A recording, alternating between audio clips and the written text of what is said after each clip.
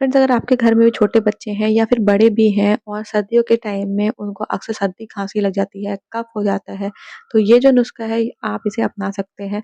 तो इसके लिए आपको लेना क्या है, लेना है आपको सरसों का तेल यानी कि मस्टर्ड ऑयल। इसमें थोड़ा-सा हमें डाल देना है अजवाइन, कैरम सीड्स और इसके साथ ही हमें डाल देना है लहसुन। कुछ लहसुन की कलियाँ उसे अच्छे से क्रश कर लीजिएगा, डाल लीजिएगा, इन सबको अच्छे से पका लीजिएगा। जैसे ही लहसुन थोड़ा-सा लाल हो जाए, इसे बंद कीजिएगा और हल्का गुनगुना होने पे इसे मसाज कीजिएगा। आप देखिएगा सर्दी-खाँसी सब गायब